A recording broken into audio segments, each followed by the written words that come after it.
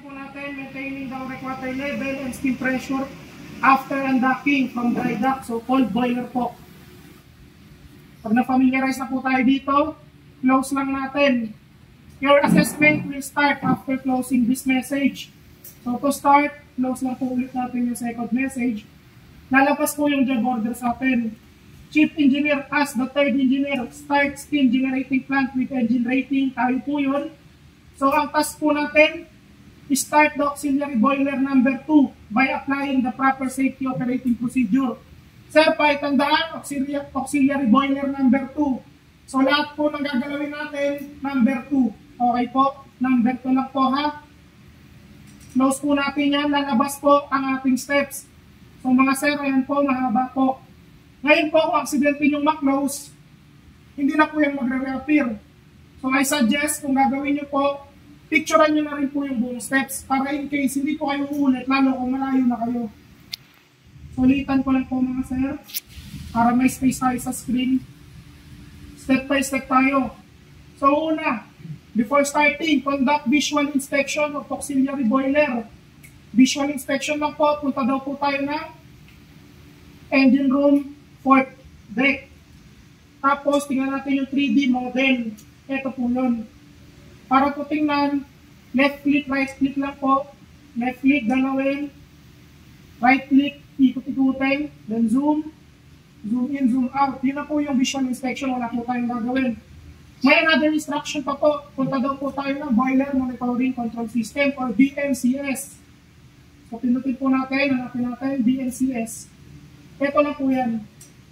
Tingnan na po natin, visual inspection lang naman po yung utos.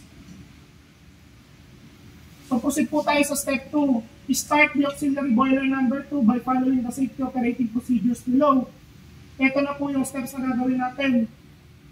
Sir, number 1, punta daw po tayo ng system diagram. Boiler feed water and condensate system. Ito po siya, boiler feed water and condensate system. Sir, dalawa po yung utos. Pag napuntahan nyo na po yung directory, ang sabi dito, fill up the cascade tank. Ito po yung cascade tank, may pangalan naman po. Fill up. Tingnan po natin, ito po, may top valve. Buksan lang po natin yan. Sir, automatic po mag-i-stop yan pag na-reach na po yung 70% level niya. May float switch po yan. So, pwede na natin pabayaran. Next step, bleed the air pressure of auxiliary boiler drum. Nakalagay dito, sir, open oil 5 boiler 1 or 2. Pero ang utos sa atin, number 2.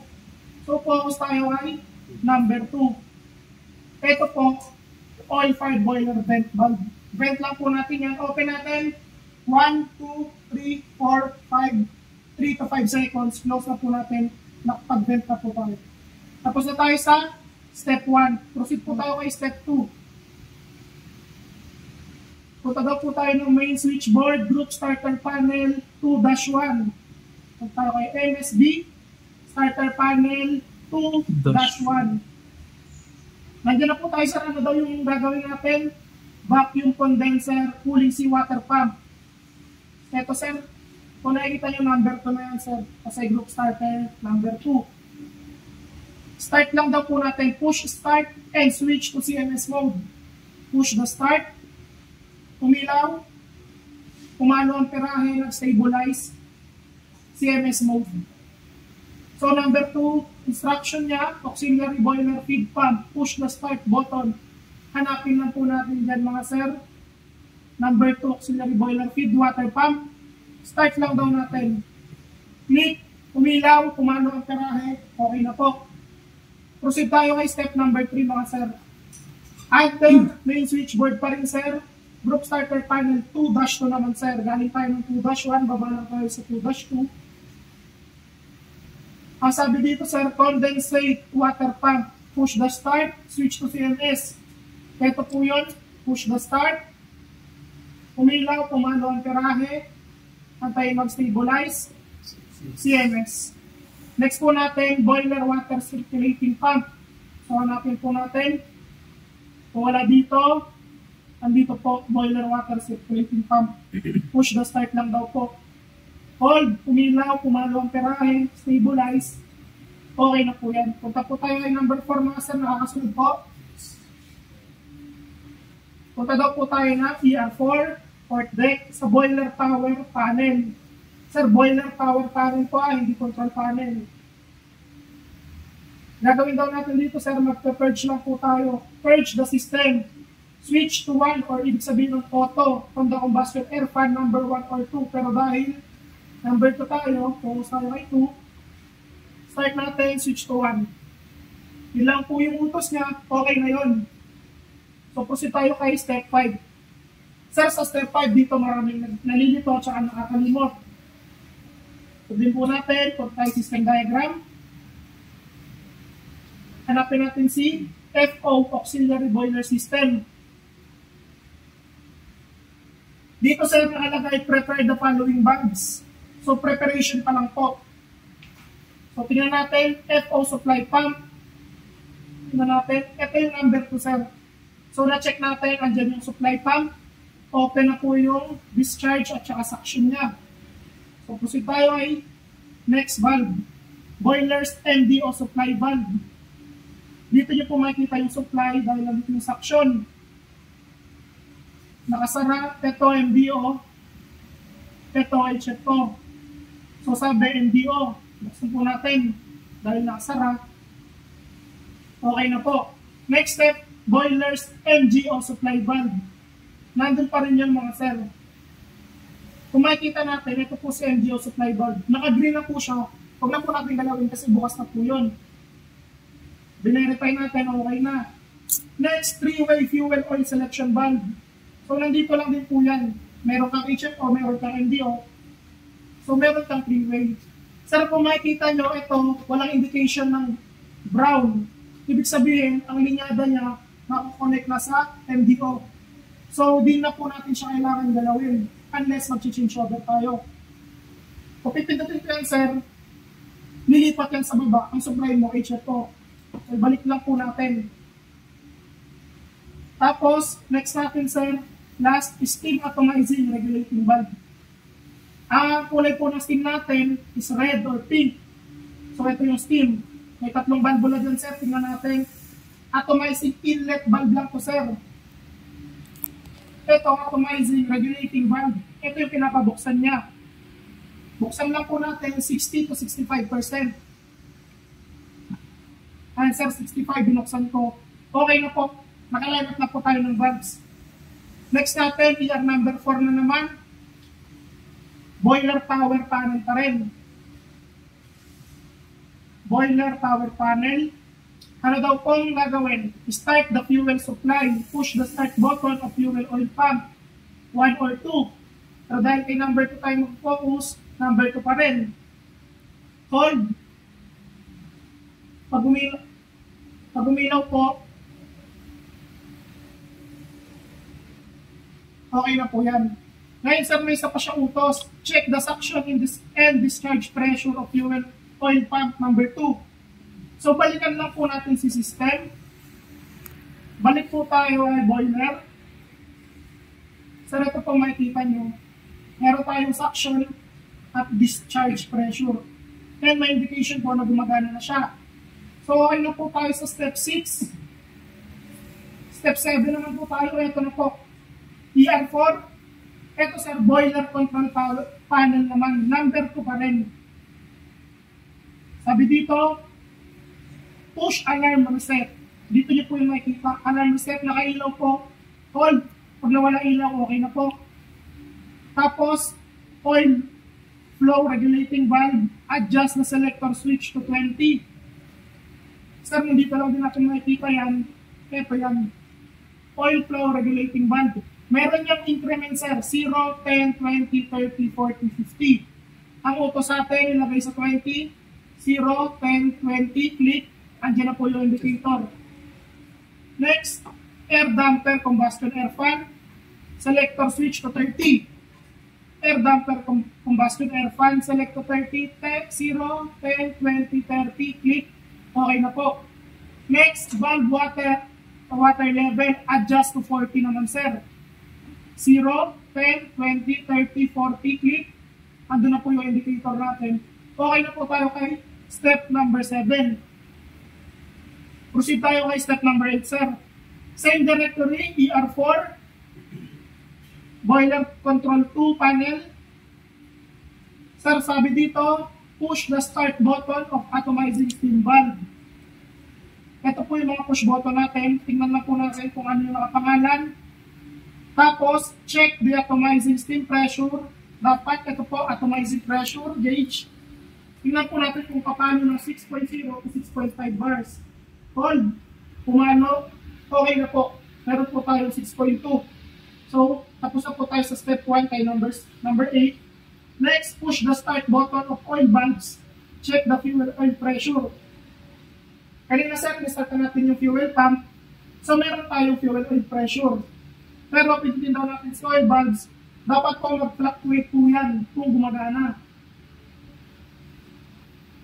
Sir, nag-fluctuate, kahita nyo naman. So, okay na po yung oil valves natin. Next natin, push the start button of ignition. Check the flame on if it illuminates. Sir, ito yung push button ng ignition. Ito yung indicator ng flame on. Click po natin. Hold.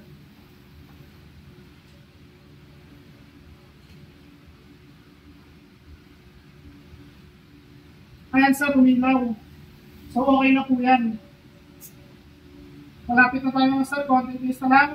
ER4, boiler power panel ulit sir. ER4, boiler power panel. Sir, sabi dito, switch the combustion air fan number 2 to auto mode. Nag-focus tayo kay number 2 sir. Pinandar natin yung fan. Ngayon, nabilang natin sa auto. Manual, nandun. Auto, nandito sir. So lipat lang natin siya sa auto. Yun lang po sa number 9. Next natin sir, number 10. ER4, boiler flow control panel. Babalik lang po tayo dun mga sir. Ito po, ito yung boiler management system natin. Sabi dito sir, put the selector switch to auto mode. Ito lang po yung nakikita natin auto at manual. Put to auto. Next, push on and auto mode at boiler 2 local control panel. Ito po yung ating local control panel. Anong unang gagawin? Push on. Bago, auto. So pag natapos po natin yan, may indicator light po tayo, automatic na siya and naka-on na siya. So tapos na po tayo kay number 10. Punta po tayo kay number 11. BMCS or Boiler Monitoring Control System. Puntahan daw po natin. Sir, ano sabi dyan? Go to Boiler 2. Dahil sa po tayo lahat nag-operate, dito nyo po makikita yan mga sir. Boiler 2 lang. Boiler 2 lang po. Hindi po boiler 2 pressure ha. Boiler 2. Ngayon nakukus po sa kanya. Switch to auto, master, and high. Then click OK. So di po natin ng dahan-dahan. Auto, master, high, then click OK. Nawala na po yung indicator sa manual. Naka-auto na siya. Close na po natin yan. Last step na po tayo. System daw po. Punta po tayo ay boiler, feed water and condensate system. Ito po yung distributor na system natin. Sir, kung kanina nag-start tayo from sa pinakataas pa baba, ngayon galing sa baba, pataas naman po tayo. Dahil may steam na tayo, di natin pwedeng buksan yung outlet valve. Nagsarado yung distributor natin, mag-overload po sa linyada.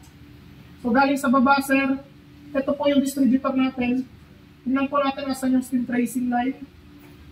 Ito po, steam tracing valve. Tingnan po natin dito banda ha.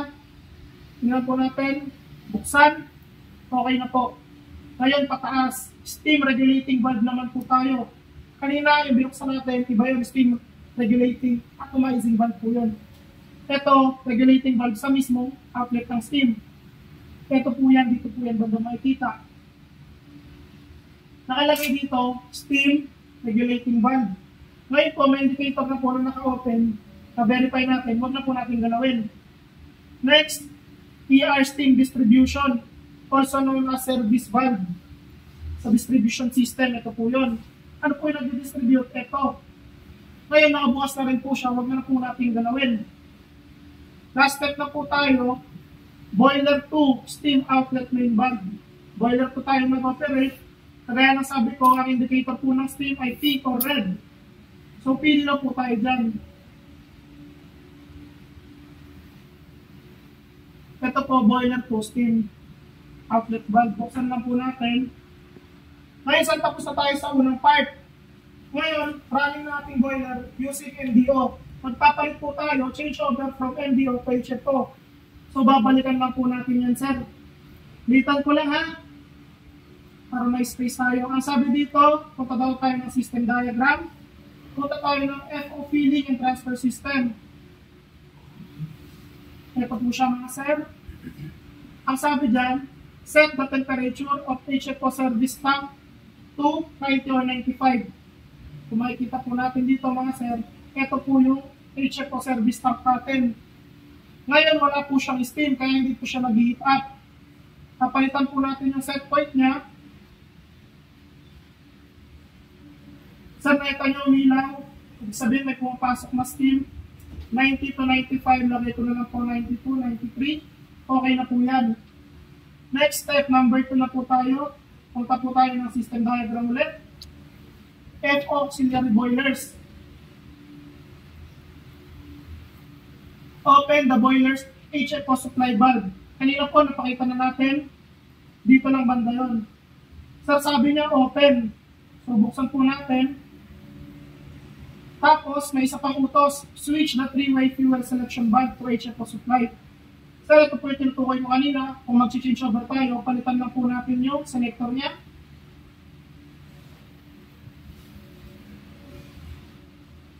Makikita nyo po, nagbago po yung indicator. Nandito na po yung arrow, may pumapasok na HFO. Yan, okay na po yan, mga sir. Punta po tayo sa same system din po. System, fuel, oil auxiliary boiler system. Text natin po kanina. Ito po yung steam regulating valve. Ngayon, ang bubuksan naman ng dati, steam atomizing inlet valve. Ito po yun. Pagkabukas po natin, tapos na po tayo mag-change over. Ngayon, sir, ito yung last step, yung kanilang in-explain ko. Conduct final reading of auxiliary boiler parameters. May papel po na binigay si assessor. Nandun po yung parameters. Tandaan nyo lang po yung range. Lagay po ng isang value. Okay na po yun. So, ito mga sir, isang oras din po ito na assessment. Ngayon, sir, natapos ko yung pag-check ng boiler, 17 minutes. Let's say 5 minutes para mag-fill up, hindi pa po tayo tatayo hanggat hindi in-instruct ni assessor. Yun lang po mga sir, close na natin. Next ko na po, ganyan po si Donya ng usap. Pag may tanong at may nakalimutan, magpumayang lumapit.